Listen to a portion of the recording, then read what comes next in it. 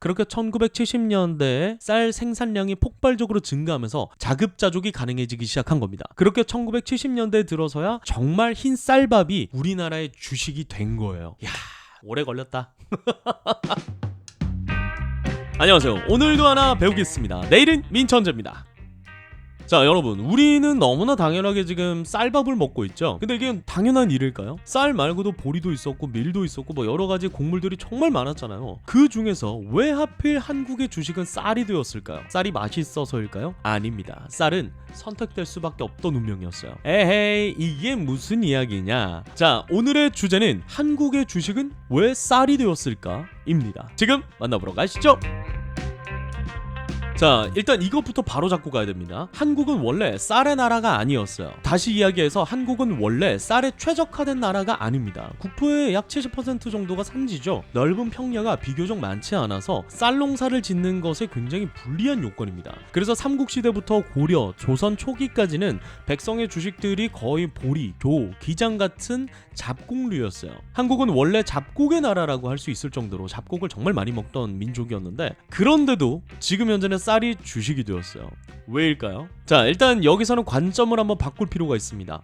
사람들이 뭘 먹었냐가 중요한 게 아니고 국가가 뭘 거뒀냐를 봐야 됩니다. 조선의 기본 세금은 전세, 그러니까 논에서 나는 곡물들로 세금을 매겼죠. 그 기준이 바로 쌀이었어요. 그러니까 쌀은 하나의 화폐였던 거예요. 자, 그런데 세금을 쌀로 거뒀다. 이게 정말 가혹한 게 뭐냐면, 지역이나 관리자 시기에 따라서 다르긴 했지만 보통 수확량의 10% 정도를 냈었거든요. 자, 그런데 왜 잔인했느냐? 세금을 내는 건 쌀인데 세금을 매기는 건 논의 크기였어요. 자, 이게 무슨 말이냐면, 논의 크기에 따라서 벼가 이 정도 수확될 거야 라는 기준치가 있었겠죠. 그 기준치, 그러니까 벼의 양의 10%를 내야 되는 거예요. 그러니까 벼를 도정해서 나오는 게 쌀이잖아요. 그런데 그때 당시에는 도정 기술이 그렇게 발달하지 못했었겠죠. 그래서 도정 과정에서 손실되는 양이 정말 엄청났다고 합니다. 기록에 이런 말이 있을 정도였어요. 벼 10마를 걷어서 쌀 6말 남는다. 그러니까 40% 정도는 버리는 거였던 거죠. 자, 그런데 세금은 벼 10말에 대해서 매기는 거니까 이 손실이 어마무시한 거죠.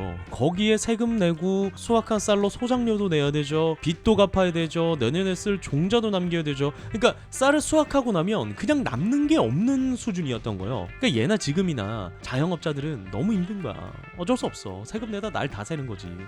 그런데도 이 쌀 농사를 포기할 수 없었던 이유는 최소한의 신분 유지를 위해서였다고 합니다. 그러니까 세금을 내기 위해서 이 농사를 지을 수밖에 없었던 거예요. 여기서 농사를 포기하고 세금을 안 내기 시작하면 노비나 천빈의 신분으로 살아가야 되는데, 그러니까 노비나 천빈의 신분으로 가서 사느니 농사 짓고 농민의 신분으로 세금을 내는 게 나았던 거예요. 그리고 나라에서도 농사를 포기하지 못하도록 했습니다. 용도 변경, 그러니까 파트로 변경을 하거나 작물을 바꾸는 것은 금지했습니다. 그러다 보니까 어쩔 수 없이 남는 게 없더라도 살기 위해서 농사를 지을 수밖에 없었던 거예요. 자, 그럼 왜 하필 쌀이었을까요? 보리도 있고 밀도 있고 여러 가지 많은데 왜 하필 쌀이었을까요? 자, 그건 쌀이 철저히 나라의 입장에서 아주 효율이 좋았기 때문입니다. 무게와 부피가 비교적 일정하다 보니까 말과 섬같이 표준 단위를 적용하기가 아주 용이했다고 합니다. 반면에 보리나 밀 같은 것들은 품종이나 지역별로 편차가 꽤 컸다고 합니다. 거기에 또 흉년을 대비하려면 몇 년이 지나도록 보관이 가능해야 하잖아요. 쌀은 수분 유지나 곰팡이, 해충으로부터의 방어율이 굉장히 좋았다고 합니다. 그러니까 장기 보관이 가능했던 거죠. 그런 점에서 쌀이 압도적으로 유리했던 겁니다. 거기에 벼농사를 지으려면 물이나 관계 시설이 있어야 되다 보니까 개인이 단독으로 생산하기가 쉽지가 않거든요. 그러니까 돈이 많은 지배층이나 국가에서 직접 개입을 해야 되는 거예요. 그런데 보리나 밀은 반농사 작물이라서 별도로 시설이 필요하거나 그러진 않아요. 그러니까 비교적 개인이 쉽게 짓고 수확할 수 있었던 거예요. 다시 말해서 희소성이 없어지다 보니까 권력이 통제할 요소가 사라지는 겁니다. 그렇다 보니까 기록에 이런 이야기도 있다고 합니다. 보리와 밀은 백성이 먹기엔 좋았지만 국가가 관리하기에는 불편한 곡물이었다. 자, 그래서 쌀은 식량이기 전에 세금이었던 거예요. 아니, 그럼 도대체 누가 쌀을 먹었단 말인가? 당시를 두고 이런 말도 있었다고 해요. 보리는 백성을 살렸고 쌀은 국가 물가를 굴렸다. 그러니까 양반과 관리들은 쌀밥, 농민들은 주로 보리나 잡곡들을 많이 먹었다는 이야기겠죠. 그럼 자연스럽게 이렇게 구조가 좀 나뉘죠. 쌀밥을 먹는 사람과 그렇지 못한 사람. 당연히 쌀을 많이 가진 사람이 권력을 가진 사람이었겠죠. 그런데 이런 기록도 있다고요. 쌀을 많이 먹으면 기계가 약해진다라고 믿는 사람들도 있어서 일부 유학자들 사이에서는 일부러 보리밥을 먹는 청민 상징 문화가 생기기도 했다고 합니다. 뭐 지금으로 치면 약간 당 스파이크가 온 게 아닌가 하는 그런 의심을 해볼 수가 있겠죠. 여튼 그런 문화는 일종의 도덕적 이념의 문제였다고 합니다. 백성들은 힘들게 사는데 우리만 배부르게 먹어서 되겠느냐 뭐 이런 거 아니었을까 싶긴 하네요. 여튼 쌀은 당시의 부의 상징 같은 그런 느낌이었던 겁니다. 실제로 조선시대에 흉년이 들면 백성은 보리나 나무, 풀뿌리로 연명을 하더라도 관청의 쌀창고는 끝까지 지키는 원칙이 있었다고 합니다. 왜냐면 그 쌀은 단순하게 식량이 아니라 군량미, 재난 상황이나 빈민을 돕는 데 필요한 구휼미, 국가 신용이었기 때문이에요. 쌀은 세금, 제사, 명절, 뭐 큰 행사 때만 먹는 음식 같은 느낌이었고 쌀밥은 일상이 아니라 하나의 이벤트였던 거예요. 우리로 치면 특별한 날 요즘에 뭐 오마카세 가자 뭐 이런 것처럼 그때는 쌀밥이 오마카세였던 거지. 이런 쌀밥을 먹지 못하는 현상이 일제강점기까지 이어집니다. 근데 여기서 좀 화나는 포인트가 하나 있습니다. 일제강점기에 쌀의 생산량을 크게 늘었어요. 그럼에도 불구하고 여전히 백성들은 쌀을 먹지 못했습니다. 쌀을 생산하면 다 일본으로 가져가 버렸거든요. 이게 무슨 개똥 같은 소리냐. 자, 1920년대 일본은 산미 증식 계획을 시행합니다. 논이 늘고 쌀의 생산량이 크게 증가를 해요. 하지만 늘어난 쌀의 상당수는 일본으로 반출됩니다. 그래서 이런 말이 나오죠. 논은 늘었는데 밥은 바뀌지 않았다. 자, 이게 왜 그렇게 됐느냐. 1918년 일본이 쌀 부족 현상과 쌀의 가격 폭등이 사회 문제로 대두돼요. 그래서 안정적으로 쌀의 공급원이 필요했던 겁니다. 거기에 후보지가 조선과 대만이었다고 해요. 거기에 조선이 선택된 거고 일본은 쌀이 부족했지만 조선은 논이 늘어날 땅이 많았던 거예요. 그래서 1920년 산미 증식 계획이 시작되고 1945년까지 3단계에 걸쳐서 진행됩니다. 뭐 물길이나 저수지 등 뭐 개발하는 관계 사업부터 논 면적 확장, 개량을 하기도 하고요. 품종과 재배 방식을 개선하는 작업들을 시행하기도 하죠. 이 과정에서 물론 벼농사가 크게 발전을 하긴 합니다. 근데 얘네가 수출이라는 이름으로 1912년에 일본 애들이 4.5% 정도로 가져가요. 그리고 1936년에는 53%까지 늘어납니다. 가져가는 양이 어마무시하게 가져가죠. 이 과정에서 오히려 조선이 식량 부족 상태가 되었고 잡곡의 비중이 점점 더 늘고 있었습니다. 그리고 실제 일본 내에서도 약간의 분쟁이 발생하기도 했다고 해요. 현지 농민들이 뭐 이렇게 항의를 한 거겠죠. 일본 농민 굶어 죽는다 뭐 이렇게 한 거죠. 여튼 그렇게 일제강점기 시기에도 쌀은 주식이 되지 못하고 화폐의 역할만 하고 있었고 남의 배만 불려주고 있었던 상황입니다. 자, 그러다가 전환점을 맞이한 시기가 와요. 바로 한국전쟁 이후입니다. 정부는 과감하게 선택을 해요. 쌀을 주식으로 만들자! 전쟁 직후에 군대 재정비, 피난민과 노동자들의 생존 등의 뭐 여러 가지 문제를 해결하기 위해서 기본적으로 먹거리가 필요했는데 그 먹거리가 부족하다 보니까 이제부터는 쌀은 세금도 화폐도 아니다. 국가가 살기 위해서 반드시 확보해야 되는 생존 자원이다.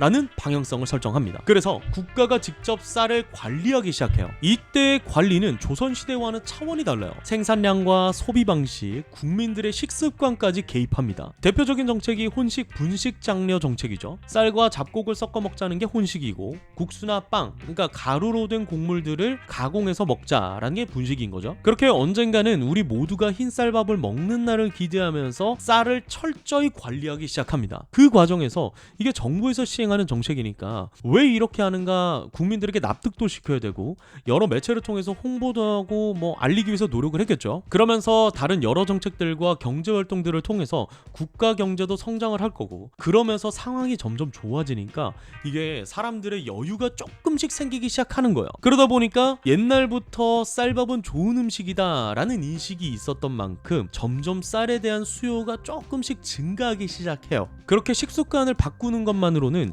정부에서 정한 이 쌀의 생산량과 보유량이 목표치에 도달하지 못하는 거예요. 그러면서 쌀 생산량 자체를 늘리지 않으면 답이 없다라는 생각을 하게 된 겁니다. 그렇게 1960년에서 1970년에 쌀 생산 자체를 늘리는 정책을 만들어냅니다. 품종을 개량하고 논을 재정비하고요. 관계시설을 확충하고 농업 기계화 등을 실시하기 시작합니다. 그 과정에서 탄생한 것이 바로 통일벼예요. 이 통일벼는 맛이 좋거나 영양이 풍부한 쌀이 아닙니다. 그저 수확량이 압도적으로 미친 듯이 많고 병충해에 아주 강력하고 단기간에 증산이 가능한, 그러니까 한마디로 질보다 양이다 라는 전략에 최적화된 품종이었던 거죠. 거기에 농업의 현대화를 위한 새마을 운동이 같이 퍼지기 시작하면서 그렇게 1970년대에 쌀 생산량이 폭발적으로 증가하면서 자급자족이 가능해지기 시작한 겁니다. 그렇게 1970년대에 들어서야 정말 흰 쌀밥이 우리나라의 주식이 된 거예요. 야, 오래 걸렸다. 생각보다 쌀이 주식이 된 지가 얼마 안 된 것 같죠? 1970년대면 지금으로부터 약 한 뭐 50년 전? 55년 전? 뭐 이 정도니까 그렇게 오래되진 않았던 것 같아요. 우리 조상님들 감사합니다. 자, 이렇게 우리나라에서 쌀이 주식이 된 이유와 그 배경에 대해서 한번 알아봤습니다. 우리가 평소에 안부를 묻는 방법들이 뭐 여러 가지가 있지만 특히 밥 먹었어? 라는 질문을 많이 하잖아요. 식량이 부족했던 시기를 겪은 세대의 언어 습관이 여전히 이어지고 있는 거라는 이야기가 있긴 하죠. 뭐 직접적으로 근거가 있거나 뭐 사료가 있는 건 아니지만 실제 관련 학문을 다루는 전문가들 사이에서는 꽤나 합리적인 해석이다라는 평가를 받고 있긴 합니다. 말 나온 김에 다들 식사 챙기시고요. 오늘은 좀 따뜻한 흰쌀밥 한 그릇 하시는 건 어떨까 싶네요. 흰쌀밥에 오징어 젓갈. 맛있겠네요. 자, 오늘의 이야기는 여기까지 하고요. 다음에 또 어디 가서 아는 척하기 좋은 이야기로 찾아오도록 하겠습니다. 다음에 만나요. 빠잉!